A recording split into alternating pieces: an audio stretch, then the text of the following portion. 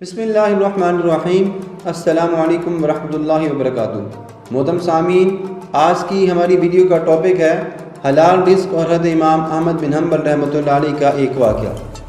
حضرت قاری طیب صاحب نے ایک واقعہ سنایا تھا کہ ایک مرتبہ حضرت امام شافعی رحمۃ اللہ علیہ نے حضرت امام احمد بن حنبل کو خط لکھا کہ بہت عرصہ ہوا آپ تشریف نہیں لائے، آپ سے ملاقات کو جی چاہتا ہے۔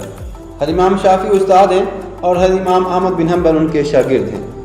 حضرت امام شافعی رحمۃ اللہ علیہ کا قیام مصر میں تھا، اس لیے وہاں شوافع زیادہ ہیں۔ جواب میں حضرت امام احمد بن حنبل رحمۃ اللہ علیہ نے فوراً اپنا پروگرام لکھ کر بھیج دیا کہ فلاں دن فلاں تاریخ کو آپ کی خدمت میں مصر میں حاضر ہو جاؤں گا۔ حضرت امام شافعی رحمۃ اللہ علیہ نے اپنے گھر والوں کو، اپنے ملنے جلنے والوں کو اور دوست احباب کو اور دوسرے تمام علماء کو ان کے آنے کی اطلاع دی۔ پھر ان کی دعوت اور ان کے استقبال کا خصوصی اہتمام کیا اور لوگوں سے بتایا کہ اگرچہ وہ میرے شاگرد ہیں مگر وہ ایک بڑے امام ہیں، اللہ تبارک و تعالی نے ان کو بڑا مرتبہ عطا فرمایا ہے۔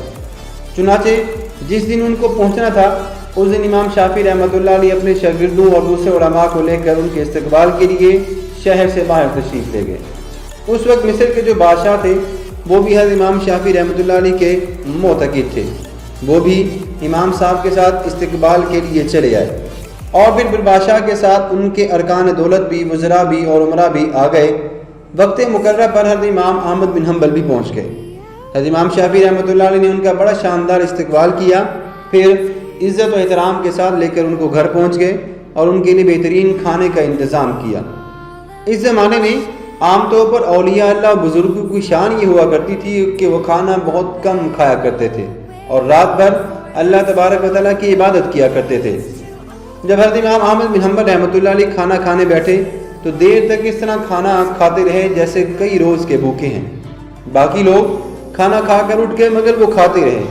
لوگ بہت متعجب ہوئے کہ حضرت امام شافعی رحمۃ اللہ علیہ نے تو ان کی بڑی تعریف کی ہے کہ یہ بڑے اللہ والے ہیں اور بڑے نیک اور بزرگ انسان ہیں، مگر یہ تو خوب پیٹ بھر کر کھانا کھا رہے ہیں۔ لوگوں میں اور گھر والوں میں ان کے بارے میں اچھی مگوئیاں ہونے لگی لیکن کوئی کچھ نہ بولا۔ پھر جس کمرے میں حضرت امام احمد بن حنبل رحمۃ اللہ علیہ رات کے وقت آرام کرنے کا انتظام ان کا کیا گیا، اس کمرے میں حضرت امام شافعی رحمۃ اللہ علیہ کی بچیوں نے ایک مصلی بچھا دیا، مسواک رکھ دی، استنجے کے لیے مختلف پانی بھی رکھ دیا اور وضو کے لیے لوٹا بھر کر پانی رکھ دیا گیا تاکہ جب وہ رات کو نماز تہجد کے لیے اٹھیں تو انہیں کسی قسم کی کوئی پریشانی کا سامنا نہ ہو۔ اور اس زمانے میں رات کو تہجد کے لیے اٹھنا ایک عام معمول تھا۔ اللہ تبارک و تعالیٰ بچائے کہ آج ہمارے زمانے میں یہ افسوسناک ماحول ہو گیا ہے کہ صبح 8 بجے اور 9 بجے اٹھنا تو ہمارا معمول بن چکا ہے، مگر یہ وہ زمانہ نہیں تھا۔ اس زمانے میں تو عام طور پر لوگ تہجد کی نماز باجماعت پڑھا کرتے تھے اور قائم اللیل بھی ہوا کرتی تھی، اور جو علماء اور صلحاء تھے وہ رات کے وقت عبادت ہی کیا کرتے تھے، سب کے سب۔ اللہ تبارک و تعالیٰ ہم سب کو وہی نماز تہجد پڑھنے کی توفیق عطا فرمائے، آمین۔ بہرحال حضرت امام احمد بن حنبل رحمۃ اللہ علیہ نے رات کو اس کمرے میں آرام کیا اور صبح اٹھ کر فجر کی نماز پڑھنے چلے گئے۔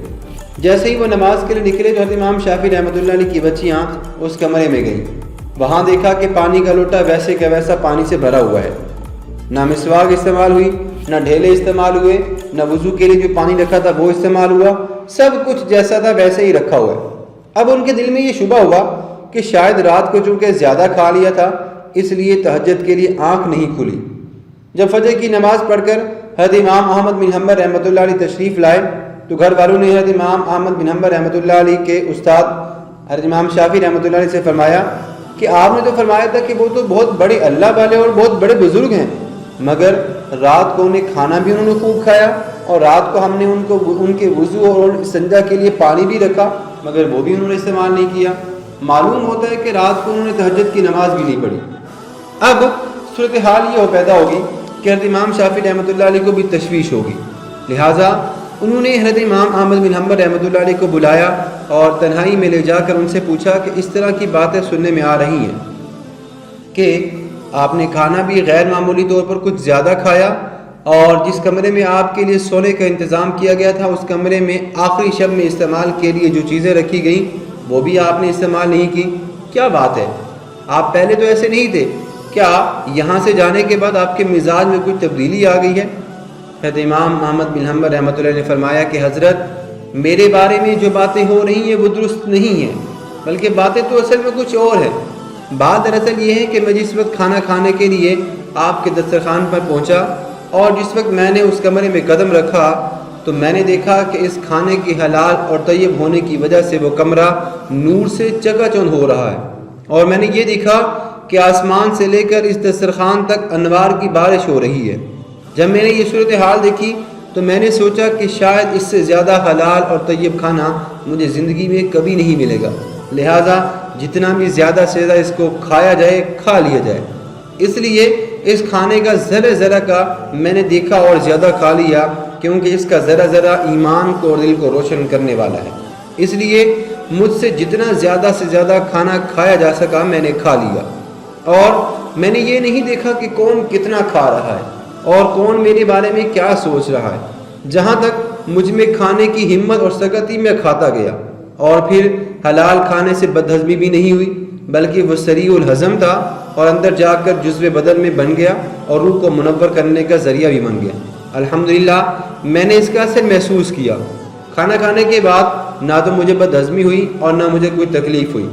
پھر کھانا کھانے کے بعد عشاء کی نماز سے فارغ ہو کر جب میں اس کمرے میں پہنچا جہاں آپ نے میرے لیے آرام کا انتظام کیا تھا، وہاں جا کر تو میری حالت ہی بدلی ہوئی تھی، اور سونے کو آرام کرنے کو طبیعت بالکل نہیں چاہ رہی تھی۔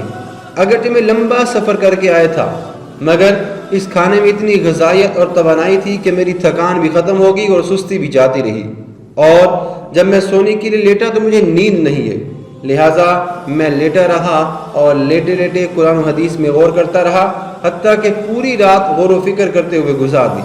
اور اس رات میں نے قرآن و حدیث سے 100 مسائل اخذ کیے، اور وہ مسائل بھی ایسے تھے جو اس سے پہلے کبھی میرے ذہن میں آئی بھی نہیں اور نہ ان کی طرف کبھی خیال کیا گیا۔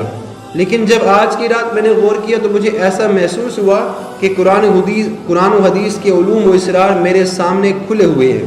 تمام مسائل کی تفصیل اور جوابات میرے ذہن میں آتے چلے گئے، اور صبح تک میں مسائل کا استنباط کرتا رہا۔ اسی حالت میں صبح ہوگی۔ یہ سب آپ کے کھانے کا اثر تھا جو رات بھر میں نے محسوس کیا۔ اس لیے تہجد کے وقت نہ تو لوٹا استعمال کرنے کی ضرورت پیش آئی اور نہ مسواک کی ضرورت پیش آئی، اور وہی عشاء کا وضو میرے لیے فجر میں کام آیا۔ یہ سن کر حضرت امام شافعی رحمۃ اللہ علیہ نے پھر اپنے گھر والوں کو حقیقت حال بتائی، اور جو لوگ ان کے بارے میں غلط قسم کی باتیں کر رہے تھے ان سے کہا کہ تم نے ان کی شان میں گستاخی کی ہے، لہذا ان سے معافی مانگو، ان کا تو یہ حال ہے۔ اللہ والے تو ایسے ہوتے ہیں۔ بحوالہ خطبات حکیم الاسلام۔ محترم سامعین، ہمارے اندر جو دین کا جذبہ ہے ہی نہیں، اور دین کی طرف ہمارا جو میلان ہے، ہماری جو توجہ ہے وہ نہیں ہے، جبکہ ہم جانتے ہیں کہ دین برحق ہے، آخرت برحق ہے، اور ہمیں آخرت کی طرف متوجہ ہونا چاہیے، پھر بھی دل اس طرف نہیں آتا۔ اس کی وجہ یہ ہے کہ ہماری غذا میں مشتبہ غذا کا بڑا دخل ہے، ہماری غذا میں مشتبہ چیزیں بڑی زیادہ شامل ہو جاتی ہیں۔ اس لیے ہم حرام اور مشتبہ غذا سے بچنے کی کوشش کریں، خود بھی بچیں اور اپنے گھر والوں کو اور اپنے بچوں کو بھی حرام اور مشتبہ غذا سے بچائیں، تاکہ کسی کے پیٹ میں حرام اور مشتبہ غذا نہ جانے پائے، ورنہ اس کے وبال سے نہ بچ سکیں گے۔ اللہ تبارک و تعالی ہم سب کو حلال اور طیب روزی عطا فرمائے اور حرام غذا سے ہم سب کی حفاظت فرمائے، آمین۔ اصلاحی بیانات جلد نمبر 2۔ آج کی ویڈیو ہماری یہیں پہ مکمل ہوتی ہے۔ اللہ حافظ۔